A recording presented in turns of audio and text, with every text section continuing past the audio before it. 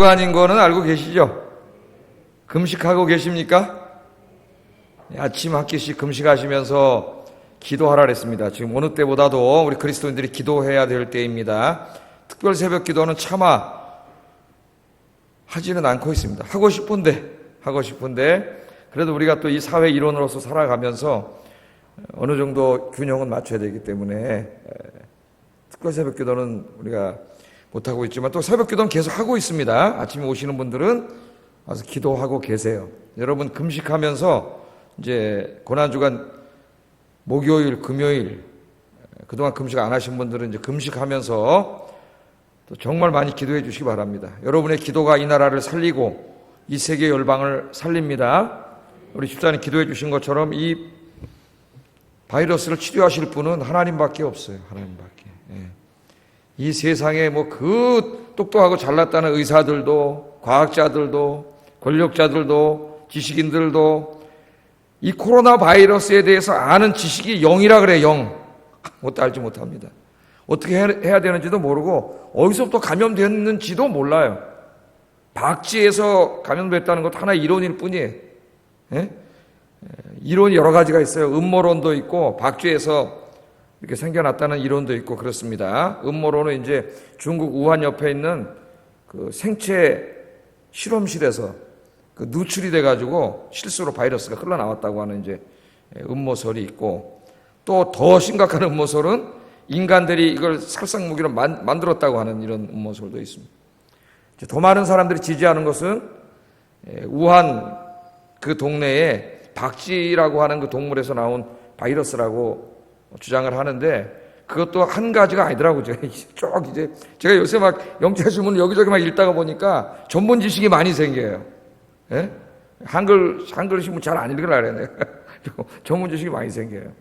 그래서 이 우한 사람들이 어떤 농부들에게서 옮겨왔다고 주장하는 또 학자들이 있더라고요. 보니까 우한 사람들이 농사를 짓는데 그 이제 땅을 기름지게 하기 위해서 그 박쥐의 배설물을 갖다가 그 거름을 한대로만요. 박쥐의 배설물을. 근데 박쥐는 왜 안 죽냐면 이 바이러스가 폐에 있는 게 아니라 장기에 있다는 거예요. 장기에. 예? 그 죽지 않아요. 박쥐는 끼고 살아도. 근데 그 장기에 있는 거는 배설물로 나오잖아요. 그래서 그게 농부들을 통해서 감염이 됐고 그 이제 겨울에 우한 시장이 열리지 않습니까? 그 농부들이 나와서 이제 감염됐다고 생각하는 사람들도 있어요. 또 어떤 사람들은 그 박쥐에 있는 바이러스가 그 우한 지역 사람들이 키우는 가축에게 오염을 시켰고 그 가축을 통해서 오염됐다고 생각하는 사람들도 있고 제가 다 읽어봤습니다. 또는 그 우한에 가보면 가축 시장이 있는데 막 끔찍가 돼요. 거기서 막 도륙을 하고 죽이고 온갖 동물들을 다 도륙한답니다. 그러니까 거기 막 피와 배설물이 낭자하대요. 거기 걸어가다가 미끄러져 넘어질 확률이 높답니다. 피와 배설물이 너무 많아서. 그러니까 막 위생이라고는 전혀 없는 거예요. 그렇게 우한시장이 열린대요. 거기서 이제 막 생겨났다고 생각하는 사람들도 있고, 여러 가지 추측이 있지만은, 누구 하나 어디서 나왔는지 아직 확실히 알지도 못하고, 이걸 어떻게 되는지도 모르죠. 다행히 이제 우리나라에서도 그 항체, 감염됐던 사람 중에서 건강하게 이제 회복된 사람의 몸에는 뭐가 생겨요? 항체가 생기죠. 그 사람의 그 이제 혈액에서 혈액을 채취해가지고, 플리즈마를 채취해가지고, 그거를 이제 죽어가는 사람, 너무 위급한 사람 두 사람한테 연세대학교 세브란스 병원에서 투입해서 치료했다 두 사람이 다 낫습니다. 근데 그 전날은 미국 LA에서 똑같은 치료를 했어요. 3명에게, 아주 최악에 있는 환자 3명에게 그 항체로 이제 치료를 했는데 3명이 다 낫어요. LA도. 그래서 지금 이게 벌써 이태리, 독일, 중국, 미국, 영국 다 지금 정부와 이 과학자들이 함께 모여가지고 지금 연구하고 있습니다. 이제 감염된 사람들이 많아. 그건 굉장히 힘든 일이지만은 앞으로 그것이 긍정적인 역할을 할 수가 있어요. 그런 나라들에게서. 왜냐하면 젊은이들 상당수는 80%는 그냥 나아요. 자기가. 바이러스가 들어왔다가 난다고. 다 이겨내요. 면역이. 우리 하나님 주신 면역력이 대단한 거예요. 이걸 이겨내잖아요. 그러면 그 사람들은 감염됐을 때는 막 우리가 지금 막 저 사람 막 그러고 이러잖아요. 여러분 그러지 마세요. 그 사람이 나중에 생명을 살리는 일을 해요. 그 사람이 스스로 극복해서 나면은 항체가 생겨가지고 다른 사람의 생명을 살릴 수 있는 사람이 돼. 그래서 지금 이제 그게 어떻게 될지 막 연구하고 지금 나라들이 그렇게 막 하고 있습니다. 신문 읽어보면 독일 지금 전 세계에서 가장 탄탄한 경제력을 가지고 있는 독일도 3달만 더 이러면 다 무너진다 그래요. 3달만 더 이러면. 그러니까 왜냐하면 지금 유럽과 미국은 락다운이야, 락다운. 예? 완전히 공장이고 뭐고 비즈니스고 대형마트가 완전히 다 문 닫아버린 거예요. 우리나라하고 달라요. 완전히 문을 다 내려버렸어요. 최소한도 약국, 병원, 그 다음에 식료품을 살 수 있는 그 정도 외에는 다 내려버렸어요. 그러니까 사회가 쓴 겁니다, 지금. 올스톱. 우리나라는 다 직장 생활 하잖아요, 지금 다. 예? 우리나라는 교회하고 체육관하고 술집만 가지 말라는데, 모이지 말라고 나머지 다 허락을 하고 있는데, 다 내린 거예요, 거기는. 그러니까 이게 지금 한 3달 더 지나가면은, 뭐 말도 못하고 지금 미국이 실업자가 1000만 명이 넘어가고 있다 그러는데요. 그래서 지금 걱정하고 세계 경제가 완전히 곤두박질 쳐가지고 좀 해서 굶는 사람이 나온다. 굶는 사람이. 그래서 지금 이 바이러스와 이것 때문에 죽는 경제 안에서 죽으면 죽는 거 마찬가지거든요. 이게 아주 그 밸런스를 유지하는 정책이 필요하다 이래서 또 연구하고 있고 지금 그러고 있습니다. 세계. 제가 하고 싶은 말은 인간에게는 해결책이 없다는 거예요. 하나님만이 해결해 주시는데 하나님 분명히 말씀하셨어요. 너희가 너희 죄를 회개하고 겸비하게 무릎 꿇고 이 땅을 불쌍히 여겨달라고 기도하면은 내가 그 땅을 고칠지라. 우리는 말씀을 믿어야지요. 하나님 그렇게 말씀을 하셨으니까. 하나님 말씀은 일획도 땅에 떨어지지 않아요. 그래서 이 나라와 열방을 지킬 사람들은 기독교인밖에 없어요. 우리가 기도하면 하나님이 치료해 주실 줄로 믿습니다. 오늘도 이렇게 한 60명, 지금 몇 명인지 모르겠지만 이렇게 모여서 오늘 예배를 드리고 또 우리가 기도를 하면은 지금 뭐 거의 대부분의 교회가 수예배 안 드리고 문 닫았는데 우리의 기도를 들으시고 하나님이 이 땅을 치료하실 줄로 믿습니다. 그런 믿음을 가지고 여러분 나오셔서 기도하세요. 예? 오늘 제가 이 주보에 오후 찬양예배 주보에 보면은 시편 126편 말씀을 써놨는데 그 마지막에 뭐라 그랬어요? 눈물을 흘리며 씨를 뿌리는 자는 기쁨으로 거두리로다. 울며 씨를 뿌리러 나가는 자는 반드시 기쁨으로 곡식단을 가지고 돌아오리로다. 여기서 눈물로 씨를 뿌리는 것은 기도의 문맥입니다. 기도의 문맥. 기도는 농부가 씨를 뿌리는 것과 같습니다. 하나님께 나아가 눈물로 기도하는 사람은 응답의 열매를 거두게 됩니다. 할렐루야. 말씀을 믿으세요. 하나님을 의지하고 사시기를 주의 이름으로 축복합니다. 네. 설교하기 전에 제가 시국이라서 새벽기도 때도 항상 먼저 말씀드리고 제가 설교를 해요. 자, 오늘은 주어진 말씀을 가지고 하나님의 말씀은 매이지 않는다. 오늘 우리가 읽은 9절 말씀을 제목으로 삼았습니다. 이 매인다는 말은 끈으로 쇠사슬로 묶는다는 뜻이에요. 쇠사슬로 묶고. 사도 바울이 지금 감옥에 쇠사슬로 묶여 있잖아요. 거기서 나온 말이에요. 사람은 쇠사슬로 묶어놓으면 어떻게 돼요? 꼼짝 못하죠. 아무것도 못하죠. 사람은 묶이죠. 매이는 거예요. 지금 마귀가 바울을 그렇게 해놨습니다. 로마인들을 통해서. 그런데 하나님의 말씀은 묶이지 않는다는 거예요. 묶을 수가 없어. 여러분, 하나님은 어떻게 인간이 묶어요? 묶을 수가 없어요. 하나님 말씀은 절대로 매이지 않는다. 사도 바울이 그렇게 오늘 말씀을 하고 있습니다. 그래서 오늘 이 주제를 가지고 말씀을 증거하려고 해요. 자, 사도 바울은 지금 이제 두 번째 디모데후서 공부할 때 항상 명심해야 될 게 사도행전의 감옥에 있을 때는 첫 번째 투옥이고 지금 디모데후서의 감옥은 두 번째 투옥입니다. 그 2년 후에 사도행전의 감옥에 갇혔을 때는 이제 석방이 돼가지고 스페인까지 가서 복음을 전했다 그랬죠. 그리고 이제 다시 두 번째로 투옥됐을 때 이야기다. 항상 머릿속에 둬야 됩니다. 두 번째 투옥됐을 때. 두 번째 감옥은 어디인지도 찾아보기 어려울 정도로 저 로마 바깥에 아주 험난한 산골짜기 어디에 있는 아주 흉악범들이 갇혀있는 그런 감옥이에요. 그러니까 한번 들어가면은 정말 그 자체가 무시무시하고 거기서 살아서 나올 수가 없는 그런 감옥입니다. 지금 사도 바울이 그런데 갇혀있는 거죠. 그런데 갇혀있어요. 그러니까 마귀는 사도 바울을 그렇게 묶어놓으면은 복음도 묶인다고 생각한 거죠. 저놈만 감옥에다 잡아놓으면은 복음도 꼼짝 못하고 우리가 묶어놓을 수 있다 그랬는데 오늘 바울이 뭐라 그러냐면은 놀라운 말을 하는데 하나님의 말씀은 매이지 않는다. 감옥에서도 하나님의 말씀이 울려 퍼지고 있는 거예요. 오늘 이 말씀을 좀 한번 생각해 보겠어요. 자, 오늘 우리가 읽은 말씀은 지난주에 공부한 3절과 6절 말씀의 연속입니다. 제가 끊어서 설교했지만은 연속이죠. 3절, 6절에서 우리 무엇 배웠어요? 우리 그리스도인들의 신앙생활, 또 복음 증거하는 이 전도의 생활을 세 가지 메타포, 은유로 설명을 했죠. 이게 뭡니까? 우리 신앙생활은 군인과 같아야 되고 또 운동선수와 같아야 되고 농부와 같아야 된다. 세 가지 메타포로 설명을 했어요. 그 의미가 무엇인지를 비교적 하나님께서 자세히 설명을 해 주셨습니다. 그래서 제가 살을 붙여서 지난주에 설명을 했어요. 자, 그런데 여기서 이제 끝이면 안 돼. 하나님의 말씀을 여러분이 들었잖아요. 그럼 뭐가 생겨요? 하나님의 말씀에 대한 지식이 생기죠. 그런데 하나님의 말씀을 듣는 것은 나는 가르치고 여러분은 들으시죠? 단지 제가 여러분에게 성경 말씀에 대한 지식을 심어주기 위함이 아니에요. 물론 그것도 굉장히 중요합니다. 하나님 말씀을 알아야 그 다음에 하나님 말씀대로 살죠. 그죠? 그러나 제가 단지 여러분에게 어떤 지식을 학교나 이제 학원에 가면 막 지식을 쌓아주는 거죠. 예? 그 지식을 쌓는 것만이 아니에요. 그 목적이. 더 중요한 목적이 있습니다. 하나님 말씀을 가르치는. 그건 뭐예요? 하나님의 뜻을 알아서 그 다음에 어떻게 하려고? 그 말씀대로 살게 하려고 가르치는 거죠. 하나님 말씀을 모를 때는 자기 마음대로 살잖아요, 사람이. 교회를 다녀도 말씀을 모르면 자기 마음대로 살아요. 하나님 기쁘게 하는 삶을 살지 못해. 그래서 이제 하나님 말씀을 공부하는 거죠.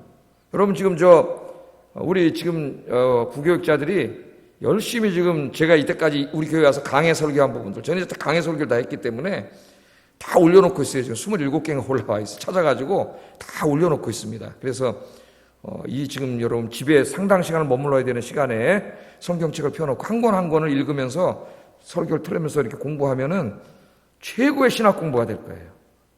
신학교 가도 그렇게 가르치지 않아요, 여러분. 그렇게 성경을 공부할 수가 없어요. 이거 참 너무 좋다, 그런 생각이 들어요. 제가 다 고생고생해서 해놓으니까 그게 성경 선생님이 됐어요. 성경 선생님이 돼가지고, 지금 계속 올라오고 있습니다. 또 어느 상당 부분들은 새벽 기도 때 한 부분에서 간단해요. 그런 것들 중에서는 또 골라서 수예배 때 좀 확장시키고, 이렇게 해서 또 새롭게 또 업그레이드 하고, 제가 앞으로 이제 우리 교단 연령으로 한 13년 정도 더 사역할 수 있는데 요새 그런 마음이 생기더라고요. 13년 동안 성경을 더 깊이 연구하고 가르치다가 은퇴하자 그런 생각이 들어요. 작년에 제가 성경 신예배 때 무슨 말씀 뽑아서 읽어드린지 생각나시죠? 하나님 말씀을 잘 가르치는 목회자 그래야 제가 이거를 받아가지고 지금 그렇게 해서 이제 우리 부교육자들 좀 고생을 하는데 다 이렇게 이제 고생해서 올려놓고 있습니다. 여러분들 한번 들어가 보세요. 오늘. 그럼 설교가 올라와 있고 파란 글씨로 강해 설교 딱 열으면 쫙 다 있어요. 거기. 근데 너무 오래된 자료들은 없어져가지고 좀 아까워. 이사에서는 없어졌대. 못 찾겠대요. 와, 너무 아깝다. 이사에서 엄청나게 제가 강해를 해놨는데 벌써 10년 됐더라고요. 나 얼마 안 되는 줄 알았더니 시간이 너무 빨리 지나가. 이사에서 강의한 지가 10년이 지나갔더라고요. 그럼 이사에는 또 중요한 성경은 뽑아가지고 주일날 이렇게 주일 설교로 바꿔야 될까? 그런 생각도 있어요. 주일 설교하고 또 수요 설교는 전혀 달라요. 전혀 다르게 제가 주일 설교, 수요 설교처럼 할 수는 없어요. 또 그래서 이게 다 달라요. 하여튼 여러분 주의 말씀 깊이 배우시고 그 말씀대로 살려고 몸부림치는 여러분 되기를 바랍니다. 말씀을 배우는 이유는 말씀대로 살기 위함이에요. 살기 위함. 그래서 오늘 이제 7절 한번 읽어보세요. 7절 시작. 사도 바울이 뭐라 그러냐면은 우리의 신앙생활은 군인과 같고 운동선수와 같고 농부와 같다. 그렇게 말했죠? 그리고 바로 그 다음에 한 말이 뭐예요? 내가 말한 것을 생각해보라. 그걸 생각하라는 거죠.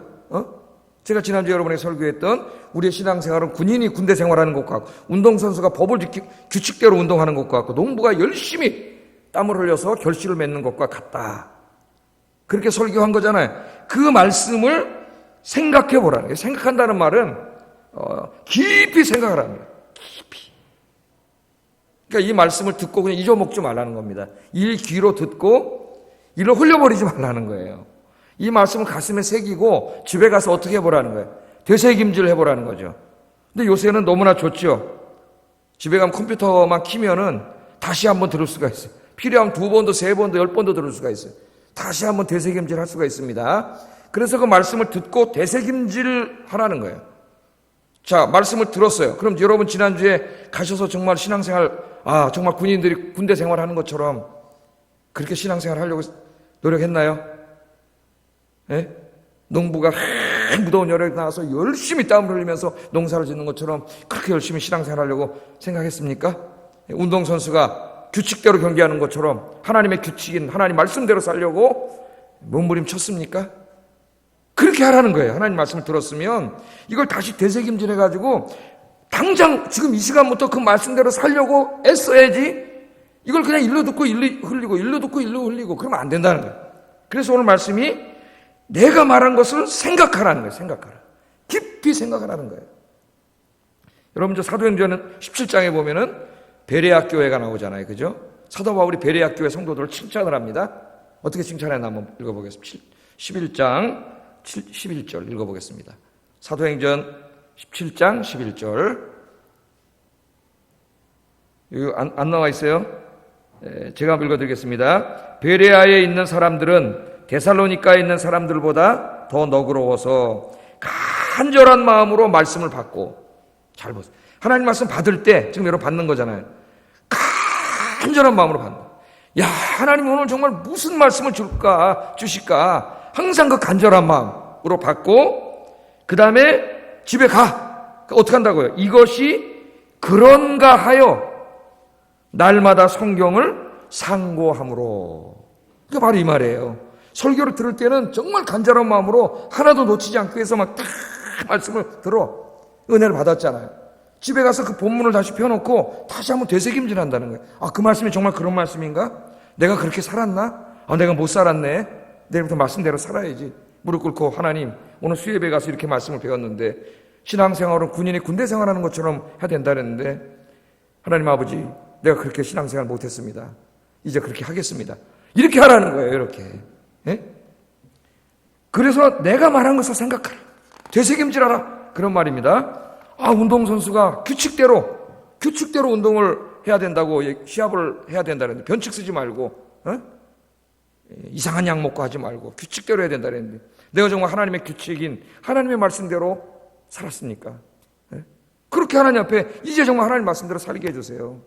아, 농부처럼이라 그랬는데, 농부가 봄에 씨를 뿌리고 1년 내내 수고하고 땀을 흘리고 햇빛 쨍쨍 내려지는 얼굴 새까맣게 타면서 그 매일매일 나가서 논과 밭에 나가서 그 수고해서 가을에 결실을 맺는 것처럼 그렇게 매일매일 주님을 위해서 헌신하고 봉사하라 그랬는데, 아, 내 삶을 돌아보니까 내가 그러지 못했습니다. 하나님 죄송합니다. 앞으로 내 삶을 좀, 이게 시간을 좀 잘 정리해서 그렇게 주님을 위해서 쓰겠습니다. 살겠습니다. 그렇게 하라는 거죠. 이 말씀이. 그렇게 안 하면 의미가 없는 거죠. 이게 신앙도 잘하지도 않고 하나님 기쁘게 하는 삶을 살 수 없어요. 그래서 오늘 여러분 늘 말씀을 들으면서 그 말씀을 다시 되새기고 그 말씀대로 사는 게 중요한 거예요. 구체적으로 아주 작은 일부터, 여러분의 구체적인 삶에, 가정에서 일어나는 아주 작은 일부터 하나하나 실천하며 살아가시는 여러분 되기를 주의 이름으로 축복합니다. 자, 그러면 그 다음 말씀이 이제 그렇게 하는데, 그래 배웠어요. 그래서 우리가 정말 그리스도인들이 군인처럼 운동선수처럼 농부처럼 그렇게 주님을 섬기고 복음을 증거하고 그렇게 해야 되는데, 그러기 위해서는 우리가 어떤 신앙을 가져야 되는가. 8절 말씀 한번 읽어보세요. 8절 시작.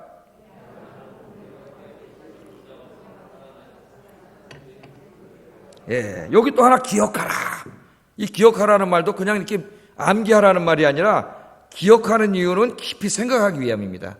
기억해야 깊이 생각하죠. 뭘 깊이 생각하라 그랬어요?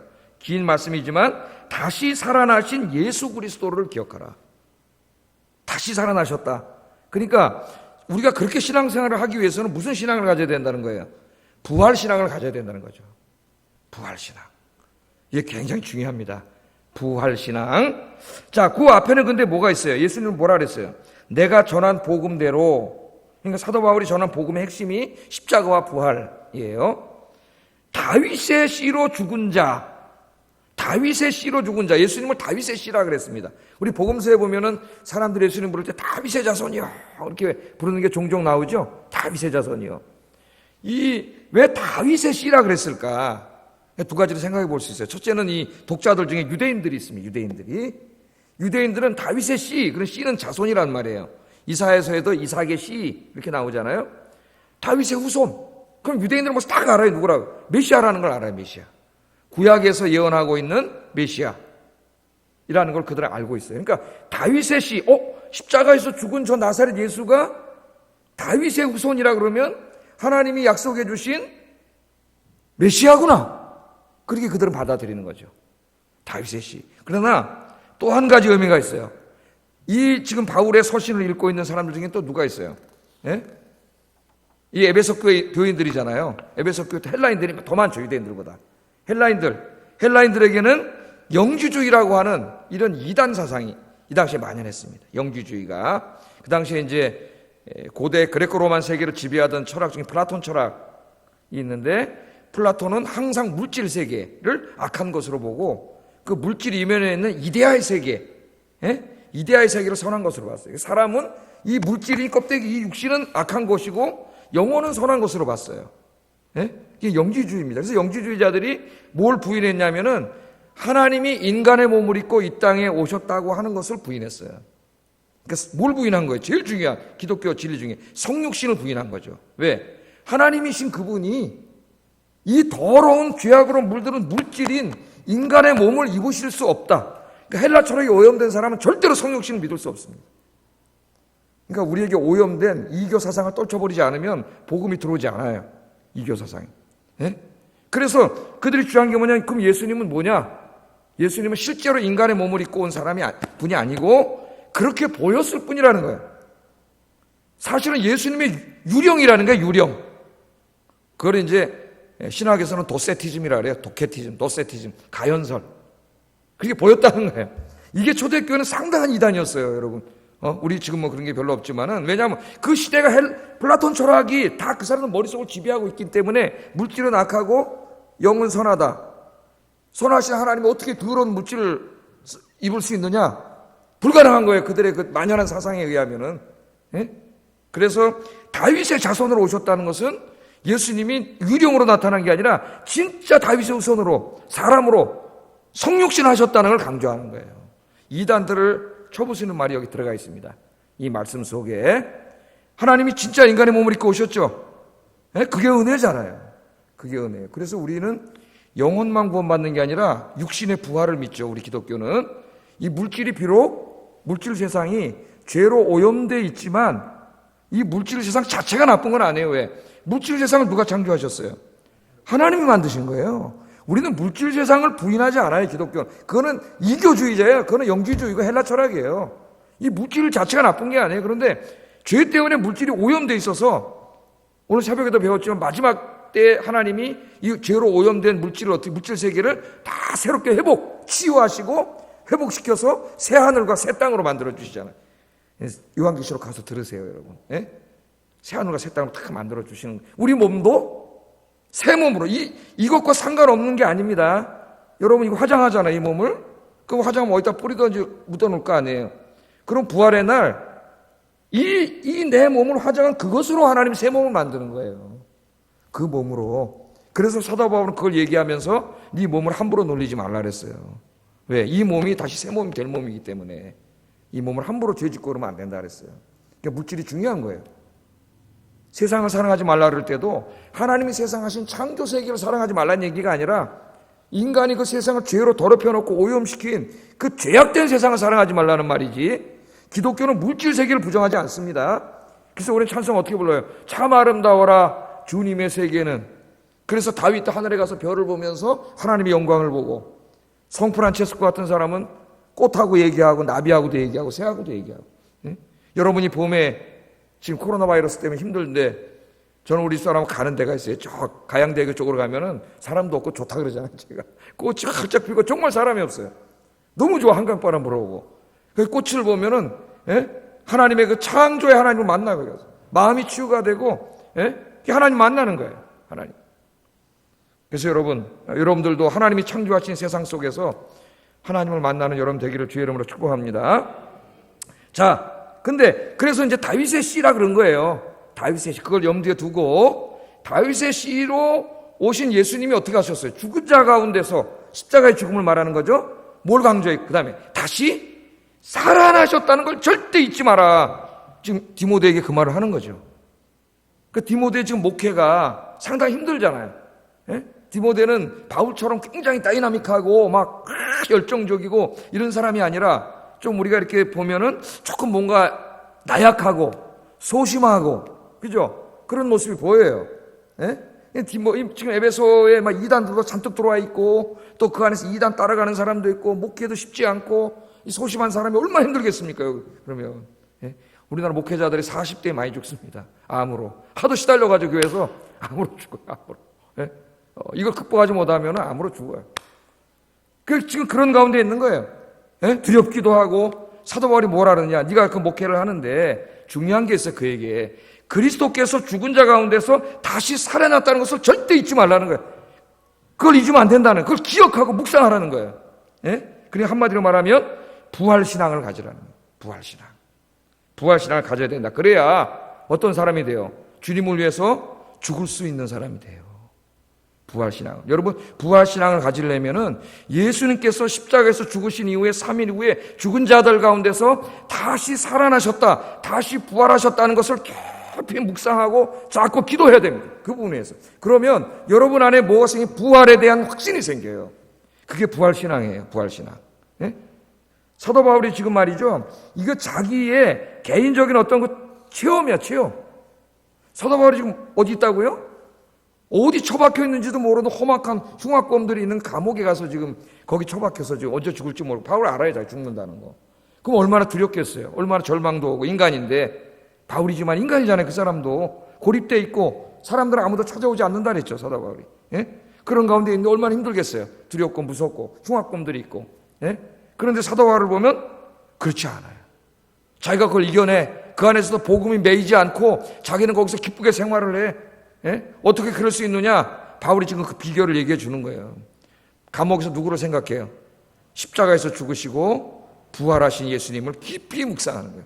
그러니까 바울의 마음속에 무슨 신앙이 생겨요? 부활에 대한 신앙이 생겨요. 부활에 대한 확신이 생기는 거죠. 부활에 대한 확신이 생기는 순간 뭐에 대한 두려움이 사라질까요? 죽음에 대한 두려움이 사라지는 거예요. 죽음에 대한 두려움. 우리 모든 고통은 죽음에 대한 두려움 때문에 생기는 거예요. 부활신앙을 갖는 순간 죽음으로부터 자유가 옵니다. 죽음으로부터 자유가 오면 아무것도 무섭지 않아요. 예?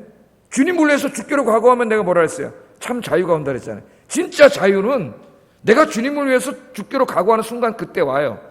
누구도 나를 구속할 수 없어요. 누구도 나를 이래라 저래라 할 수 없어요. 하나님 한 분 외에는. 예? 두렵지 않아? 부활의 신앙을 가지면. 여러분 제가 물어볼게요. 부활의 신앙을 가지고 있습니까? 그럼 아멘이라고 얘기합니다. 평상시에는 내가 갖고 있는 것 같아요. 그런데 바울은 지금 실전이야, 실전. 진짜 이제 죽어요. 좀 있으면 죽어. 언제인지 모르면 죽을 게 뻔해. 예? 그 실전적인 상황에 직면해 있을 때 정말 내가 부활에 대한 확신을 가지고 두려워하지 않고 하나님 앞에 갈 그 기쁨 속에 내 죽음을 맞이할 수 있는가, 이거예요. 진짜 부활의 신앙은 실전 앞에 서봤을 때 알아요. 내가 있는지 없는지. 죽음이라고 하는 것이 왔을 때. 그래서 마귀는요, 사탄은 우리의 연약함을 잘 압니다. 그래서 사탄이 우리를 쓰러뜨리려고 여러 가지 무기를 사용하는데 마지막으로 사용하는 무기가 뭐라 그랬어요? 죽음이야, 죽음. 잡아다 놓고 로마 때 그랬잖아요. 예수님 부인하면 살려주고, 부인하면 죽어. 마지막 기회를 줄게. 그때 배교한 사람들도 상당히 많아요, 살기 위해서. 부활의 신앙을 갖지 못한 사람이 어떻게 배교할 수밖에 없는 거죠, 죽는데. 앞에 죽어나가는 게 보이는데. 그러나 부활의 신앙을 가진, 확고한 신앙을 가진 성도들은, 신실한 성도들은 순교했죠. 주님을 부인하지 않았어요. 그 영혼들이 요한계시록 6장에 보면은 하나님의 제단 가장 가까운 곳에 흰 세마포 옷을 입고, 거기서 기도하고 있는 모습을 우리 요한계시록에서 보게 되죠. 순교자, 영광, 하나님 앞에 가장 영광스러운 자리에 순교자들이 거기 와 있는 거예요. 그러니까 실전에 직면해 봐야 알아요. 실전에. 내가 진짜 죽느냐 사느냐 하는 그 기로에 서보지 않은 사람은 자기의 믿음의 수준이 어디인지 잘 몰라요. 정말 거기 한번 서봐야 내가 진짜 믿음인지 아닌지 압니다. 요즘 우리나라 코로나 바이러스 사태가 터져가지고 그동안 한국교회가 뭐 세계에서 앞서가는 교회니 최고의 교회니 떠들어댔지만은 바이러스 사태가 딱 터지니까 한국교회 민낯이 그대로 싹 드러났어요. 하나님이 조금만 흔들었는데도 다 흔들려버렸어요. 다 흔들려버렸어요. 60% 교회가 문을 닫아버렸어요. 이게 우리의 현실이에요. 이거보다 조금 더 센 진짜 로마 시대와 같은 예수 믿다 걸리면 잡혀가서 죽는 일이 벌어지면 교회 올까요? 몇 명이나 올까요? 몇 명이나 올 것 같아요? 10%나 올까? 예? 진짜 초대교회 같은 상황이 250년 지속됐는데 몇 명이나 교회 올까요? 그런데 초대교회 사람들은 다 교회 와서 예배를 중지하지 않았어요. 나중에는 그 성도들이 순교하는 걸 보고 이방인들이 예수를 믿게 돼요. 놀랍잖아요. 우리가 볼 때는 더 안 믿을 것 같은데 더 믿게 돼요. 이 연구에 나와요. 신약 연구에. 왜 믿게 됐느냐? 저 사람들, 예수 믿는 사람들을 보니까 예수님이 진짜 하나님의 아들 구원자가 아니라면은 그 예수님을 위해서 죽을 수 없다는 거야. 그렇잖아요. 어떻게 자기 죽는데. 정말 예수님이 하나님의 아들 메시아이기 때문에 죽을 수 있다는 거죠. 저들이 순교한다는 것은 예수님이 구원자요 하나님의 아들이라는 것을 보여주는 가장 확실한 증거라는 거예요. 그래서 예수 믿으면 핍박받던 시대에 안 믿던 사람들이 많이 예수를 믿게 됩니다. 예? 여러분, 제가 그러면서 얘기하죠. 여러분이 세상에 나가서 안 믿는 자들과 생활할 때 여러분이 신앙의 가치를 지키고 진짜 기독교인답게 살 때 그들이 야, 너 때문에 분위기 깨져. 뭐 너 때문에 이거 뭐 그러냐. 그렇게 겉으로는 얘기하지만은 뒤에서는 여러분의 신앙을 인정해 줍니다. 저 사람은 진짜 신앙이다. 아니, 저거는 가짜다. 제가 군에 가서 경험했다 그러잖아요. 예? 군에 가서. 제 이등병 때부터 저 교회 가는데 뭐라는 사람 하나도 없어요. 왜? 저놈은 기독교 환자. 때려 죽여도 가는 놈. 제가 쫄병 때부터 맞으면서 갔기 때문에 아무도 막지 않아요. 아무도 두렵지 않아요. 이등병 때부터. 그 살고랑 군대에서도 교회 가는데. 교회 갔다 와. 예? 여러분이 정말 신앙의 가치를 지키고 이런 가운데도 예배를 드리고 이런 모습들이 나중에 보면 여러분 주변 사람들이 오히려 이것 때문에 하나님을 알게 돼요. 믿게 되고. 그러려면 우리가 무슨 신앙을 가져야 돼요? 예? 부활의 신앙을 가져야 돼. 부활의 신앙. 그냥 막연한 이성적인 신앙이 아니고 실전. 죽음이 앞에 다가온 게 실전이잖아요. 실전. 실전 앞에서도 흔들리지 않는 부활의 신앙을 가지려면 십자가에서 죽으시고 부활하신 예수님을 날마다 묵상해야 돼. 날마다. 예? 그러면 여러분 확신이 생깁니다. 확신이. 우리 한번 여러분 성경책 한번 펴보세요. 고린도전서 15장 12절.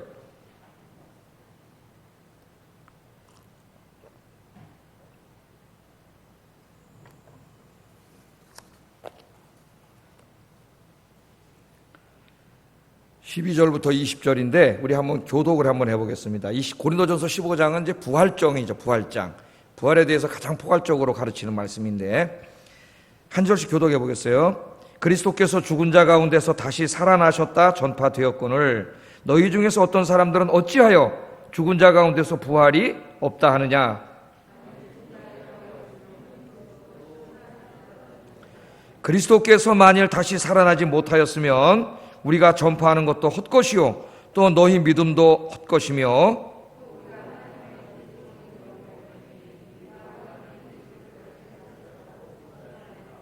만일 죽은 자가 다시 살아나는 일이 없으면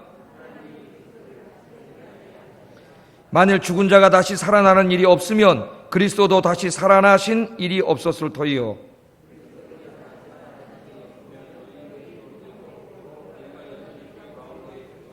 또한 그리스도 안에서 잠자는 자도 망하였으리니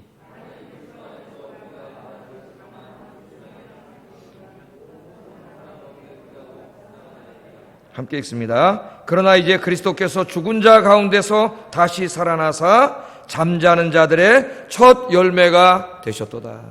예수님의 부활은 예수님 혼자의 부활로 끝나는 게 아니라는 말이에요. 첫 열매, 보증이 됐다는 말이에요. 이제 주님 안에서 죽은 모든 자들이 어떻게 해요? 부활하게 된다. 주님 안에서 죽은 모든 자들이 부활하게 된다. 만약 부활이 없다면은 우리는 세상에서 뭐라 그랬어요? 더욱 불쌍한 사람. 이 수요일날 바이러스가 창궐한 이 가운데서도 교회 와서 예배 드리는 여러분들 많은 시간을 내서 봉사하고 전도하고 예배 드리고 자기 것을 나누어주고 양보하고 용서하고 손해보고 그렇게 살아가는 그리스도인은 제일 불쌍한 사람들이지. 부활이 없다면은 어떻게 살아야 돼요? 먹고 마시고 즐기고 놀러 댕기고 돈 나를 위해서 팡팡 쓰고 나만을 위해서 살아가야죠. 이 세상밖에 없는데. 바울도 이제 뒤에 읽어보면 그럽니다. 부활이 없다면 나도 내일 죽을 터이니 먹고 마시자 하리라. 부활이 없다면 자기도 그렇게 안 산다는 거예요. 네? 내가 미쳤다고 이렇게 맨날 매 맞고 욕 먹고 굶주리고 협박당하고 자객들이 죽이겠다 쫓아다니고 이 풍랑이라는 배를 타고 다니고 내가 이렇게 살겠냐 이거예요. 부활이 없다면. 바울은 돈도 많고 공부도 많이 한 사람이고 로마 시민권도 있는 사람이고 한 세상 진짜 편안하게 펑펑 쓰면서 살다 죽을 사람인데 나도 그렇게 살겠다는 거야. 부활이 없다면. 그러나 부활이 있기 때문에 그렇게 살 수 없는 거예요. 부활해서 주님 앞에 설 날이 있기 때문에. 그래서 사도 바울은 늘 부활의 신앙을 가지고 살아서 이 확신을 가지고 있었기 때문에 이 지금 죽음을 앞두고도 바울은 담대합니다. 이 확신하기 때문에. 왜? 이제 곧 죽으면 누구 만나러 가요? 물론 감옥에도 하나님 찾아오셨지만 더 이제 가까운 곳에 하나님 앞으로 하나님 만나러 가. 그래서 이 바울은 항상 더 구차하게 내가 몇 년 더 살고 싶어 그런 얘기 한 적이 없죠. 빨리 죽어서 하나님 품에 가고 싶다 그랬어요. 바울은 항상 그게 내 진정한 소원이지만 하나님이 맡겨진 일이 있기 때문에 내가 사명 감당하려고 이 땅에 사는 거지. 뭐 이 땅에 살면서 세상 즐기고 부경화 누리고 그리스도인도 아니에요. 그런 생각을 가지고 살아간다면 하나님 맡겨진 사명 감당하고 살다가 난 주님이 오라 그러시면 언제든지 할렐루야 하고 간다는 거예요. 언제든지. 그러니까 디모데에게 지금 그 말을 하는 거예요. 의기소침하지 말고 두려워하지 말고 무서워하지 말고 너에게 정말 필요한 거는 부활신앙을 갖는 거다. 주님을 위해서 죽을 수 있는 부활신앙. 그러면 모든 문제가 해결되는 거예요. 이 두려움에 쌓인 이 디모데에게. 여러분들도 이 믿음을 달라고 이 믿음은 그냥 생기지 않아요. 주님 앞에 늘 무릎 꿇고 기도하고 부활의 주님. 이번 주가 부활주일이잖아요. 주님 묵상하시는 여러분 되기를 주의 이름으로 축복합니다.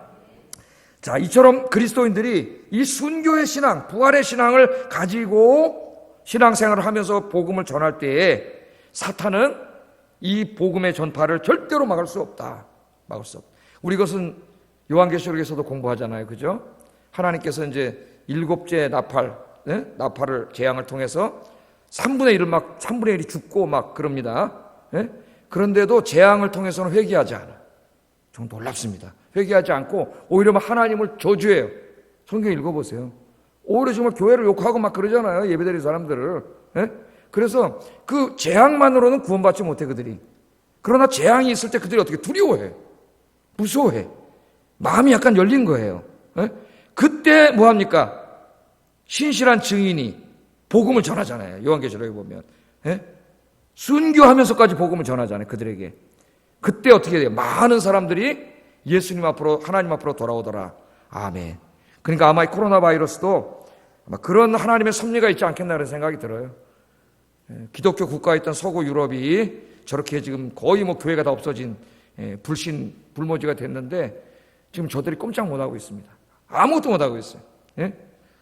그런데 이제 두려움이 있겠죠. 이 바이러스가 지나가면서 선교의 운동이 좀 일어나가지고 많은 사람들이 좀 이 두려움 속에서 하나님 앞에 나올 수 있기를 주의 이름으로 축복합니다. 그런 하나님의 뜻이 있지 않을까 내 생각 속에 뭐 다른 많은 뜻도 있겠지만 그런 생각을 해봐요. 이 땅에 일어나는 모든 일은 다 하나님의 섭리 가운데 있는 거예요. 하나님이 허락하지 않으면 아무 일도 일어나지 않습니다. 물론 코로나 바이러스는 우리 인간들의 어떤 탐욕과 욕심 때문에 생겨난 바이러스겠지만 하나님께서는 항상 우리의 잘못을 통해 생겨난 것들도 하나님이 사용하셔서 선한 목적을 이루시는 줄로 믿습니다. 다 무엇인지 모르지만 지금은 너무 힘들고 고통스럽지만 다 하나님이 정한 때가 있고 하나님이 하시는 일이 있고 이루시는 목적이 있어요. 기도하면은 선한 쪽으로 하나님이 역사하실 줄로 믿습니다.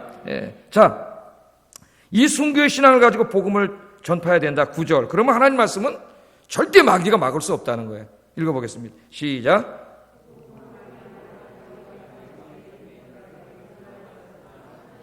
매이지 아니하니라. 아멘. 지금 마귀가요, 사탄이 두 가지 목적을 갖고 사도 바울을 가뒀습니다. 감옥에다 쇠사슬을 묶어놨어요. 첫째는 죽음이라고 하는 무기로 바울을 겁주려고 그러는 거예요. 너 이제 죽을 거야. 여기서 목 잘려 죽을 거야. 전설에 하면 이제 참수당했다 그래요. 이 사도 바울은 디모데후서를 쓰고 한 서너 달 후에 참수를 당합니다. 겨울을 나고 이제 참수를 당해서 순교했다고 하는데 죽음으로 위협하는 거죠. 4장 이제 우리가 공부할 때 보면 그 내용을 고백합니다. 사도 바울이 자기가 죽음 앞에서도 하나님을 부인하지 않고 순교할 수 있도록 하나님이 자기를 지켜줄 것을 자기는 확신한다. 그러면서 하나님은 야, 죽음 앞에서 예? 하나님 찬양하는 장이 4장에 나와요. 감격적인 장면이. 그러니까 죽음으로 겁주는 거예요. 사도 바울은 전도할 때도 항상 어떻게 자객이 40명이 칼 차고 다니면서 어떻게 했어요? 다윗을 사도 바울 죽이기 전까지는 밥을 안 먹겠다 그랬습니다. 여러분, 조직 깡패, 조직 폭력배 40명이 칼 차고 다니면서 죽이겠다고 쫓아다닌다 한번 생각을 해보세요. 사람이 살 수 있을까요? 못 살아요. 한 명만 나 죽인다고 협박 전화 와도 우린 벌벌 떠는 사람인데, 그런 가운데서도 사도의 복음을 증거하던 그런 사울 아닙니까? 죽음으로써 꼼짝 못하게 하려고 했고, 두 번째는 사도 바울을 딱 감옥에다, 이 험악한 감옥에다 묶어놓으면은 복음은 완전히 묶일 거다. 저 입을 통해서 복음이 전파되는데 저 사람 묶어놓으면 복음이 묶일 거야. 사탄이 그렇게 생각했다는 거예요. 그래서 사람들도 그렇게 생각한 거예요. 이제 바울 선생이 저 험악한 감옥에 있으니까 이제 복음 전파는 끝났구나, 그렇게 생각을 하는 거예요. 네?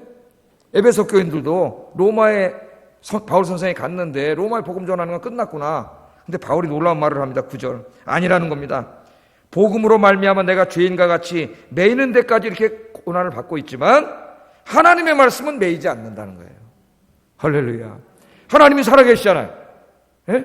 우리 한국교회가 요즘에 하나님이 없어졌어요. 목사들의 말을 보면은 뭐 사회에 뭐 어떻게 일원으로서 우리가 같이 가고 뭐 성도를 보호하고 시민을 보호하고, 예? 그런 교회 예배드리는 교회는 성도를 해야 하는 사람들이에요. 하나님에 대한 말이 없어. 이 교회가 세워진 목적, 제일 중요한 목적이 성도들이 모여서 하나님을 예배하는 거예요. 그거보다 더 중요한 일은 없어요. 예? 근데 하나님 예배드린다는 얘기도 없고 하나님이 지켜주시고 치유한다는 얘기도 싹 사라졌어요. 아, 저 사람들이 하나님 믿는 게 아니었구나, 이런 생각이 들어요. 이런 생각이. 하나님을 믿으면 저렇게 할 수 있을까, 그런 생각이 들어요. 자, 이렇게 묶여놨어요. 고난을 받으나 하나님의 말씀은 매이지 않아요. 하나님 살아계시니까. 하나님의 이 능력이 바울을 통해서 역사를 해가지고 바울을 묶어놨지만 바울 옆에 누가 있어요? 죄수들이 있잖아요. 죄수들한테 전도하는 거예요. 사도 바울은 어디 가도 문제가 안 돼요. 왜? 무인도에 가 있으면 답답할 거예요. 이 사람이 전도할 사람이 없으니까. 사람들과 함께 있으면 이 사람은 오케이예요. 감옥에 들어가면 하나님이 죄수들 전도하라고 나를 여기 보내셨구나. 감옥이 바로 죄수들이 다 구원받아. 그 유명한 사람이 누굽니까? 오네시모라고 하는 그 도망노예잖아요. 거기서 전도해가지고 구원시켜가지고 빌레몬에게다 돌려보내잖아요. 예? 그러니까 여러분, 환경이 중요한 게 아니라 내가 부활신앙을 가진 바울과 같은 믿음의 거인이 되는 게 중요해요. 믿음의 자연. 아무리 세상이 흉흉하고 변연병이 돌아도 여러분, 내가 믿음의 사람이 되면 흔들리지 않아요. 그래서 하나님 너무 힘들어요. 이 환경을 빨리 제거해 주세요. 물론 그런 기도도 해야 되겠지만은 어떠한 환경 속에서도 흔들리지 않는 믿음의 자이언트가 되게 해주세요. 그렇게 기도하세요. 내가 믿음의 거인이 되면 누구도 흔들 수 없잖아요. 감옥에 쫓기면 죽는데 흔들 수 없어요. 하나님의 영이 함께 하시기 때문에 감옥에서 전도를 하는 거예요. 감옥에 있는 사람들이 예수 믿고 돌아오는 거예요. 바울이 감옥에 안 갔으면 거기 있는 사람도 어떻게 구원받겠어요? 그래서 하나님의 말씀은 매이지 않는다. 그렇게 이야기하고 있습니다. 자, 제가 10절을 안 읽었죠, 우리가? 10절 한번 읽어보겠습니다. 10절 시작.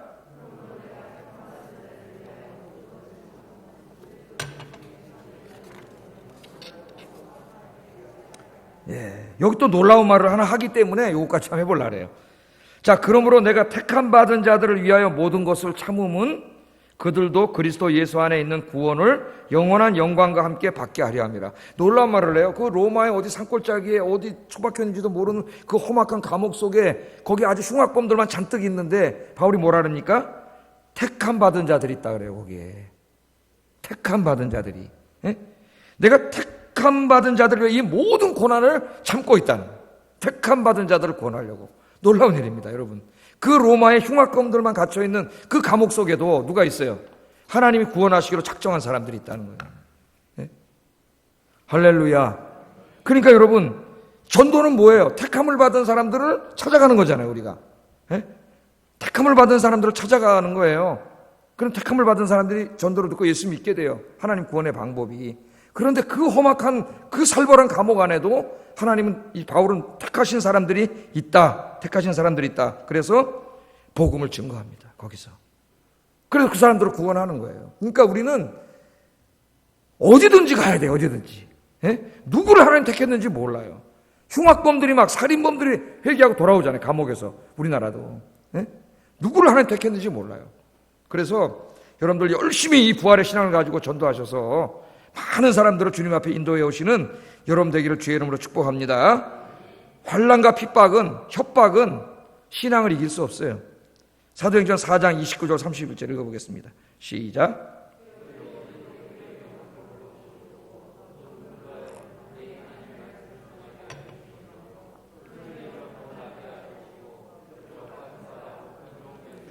이루어지게 하옵소서 하더라. 빌기를 다함에 모인 곳이 진동하더니 무리가 다 성령이 충만하여 담대히 하나님의 말씀을 전하니라. 이게 바울만 그런 게 아니라 이 사람들은 누구예요? 초대교회 성도들입니다. 여러분처럼 그냥 성도들이에요. 근데 산헤드린 공에서 이 베드로하고 요한하고 다 잡아다가 감옥에 가두고 그 다음날 풀어주면서 뭐라 그랬어요? 한 번만 더 바깥에 나가서 십자가에서 죽은 예수가 부활했다고 얘기하면은 죽여버리겠다 그랬습니다. 가만두지 않겠다. 상당히 무서운 거죠. 산헤드린 공회는 그 당시 이스라엘을 통치하는 최고 통치기구예요. 진짜 죽습니다. 예? 물론 로마가 사람을 죽일 권한은 안 줬지만 스테반 때려 죽였잖아요. 그냥 방관했어요. 로마인들이 때려 죽였잖아요. 돌멩이로. 그러니까 이제 베드로하고 요한이 온 거죠. 자기들은 죽을 각오가 돼 있지만 성도들은 아니잖아요. 예? 부활의 신앙이 있는지 순교의 신앙이 있는지 모르잖아요. 그래서 베드로가 와서 성도들한테 얘기한 거죠. 지금 우리가 이제 산헤드린 공에서 풀려나왔는데 한 번만 더 예수님이 부활했다고 전도하면은 우리 다 이제 가만두지 않겠다 그러는데 어떻게 했으면 좋겠느냐? 여러분 어떻게 했으면 좋겠어요? 어떻게 하겠어요? 예? 그랬더니 성도들이 반응이 이거예요. 기도합시다. 기도합시다. 예? 기도했잖아요. 주여 이제도 저들의 위협함을 굽어 보시옵고 또 종들로 하여금 담대히 하나님의 말씀을 전하게 하여 주옵소서. 이 어려운 환경이 지나가게 해 주시옵소서가 아니에요. 이 우리를 죽인다고 위협하고 있지만 이 환경 속에서도 담대히 전도하게 하여 주시옵소서. 그런 믿음을 달라고 기도했어요.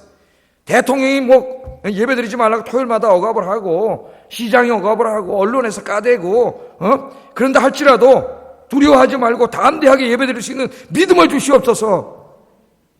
여러분도 그렇게 기도하세요. 기도해. 그랬더니 하나님이 능력을 주셔가지고 이 사람들이 나가서 협박을 하고 있는데 전도를 했어요. 예배만 드린 게 아니라.